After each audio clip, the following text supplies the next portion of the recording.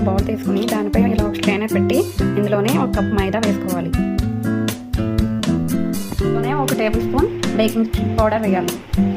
1/2 tea spoon baking soda వేసి జల్లించుకోవాలి. నేను చూపించాను కదా కప్పు, దాంతో షుగర్ తీసి ఇందులో వేసి చల్లించుకోవాలి. ఇది కూడా తీసుకున్నాం కదా 1/2 కప్పు, అది కూడా ఇందులో వేసేసుకోవాలి. మిల్క్ చెప్పాను కదా 1/2 కప్ మిల్క్ కూడా ఇందులో వేసేసుకోవాలి. కలుపుకుంటూ వేసుకోవాలి, మొత్తం ఒకేసారి వేసుకోవద్దు. ఇలా కొంచెం కొంచెం కలుపుకుంటూ వేసుకోవాలి. ఇందులోనే 1 స్పూన్ లెమన్ జ్యూస్ వేసుకోవాలి. లెమన్ జ్యూస్ బదులు వెనిగర్ కూడా వేసుకోవచ్చు. నేను లెమన్ జ్యూస్ వేస్తున్నాను. ఇందులోనే ఇలా ఒక క్యాప్తో రెడ్ వెల్వెట్ ఎసెన్స్ వేసుకుంటున్నా. లెమన్ జ్యూస్ వేసి బాగా కలుపుకోవాలి. అదే దోసల పిండి ఉంటుంది కదా, ఇలా కలుపుకోవాలి. ఇలా బ్యాటర్ని రెడీ చేసుకోవాలి.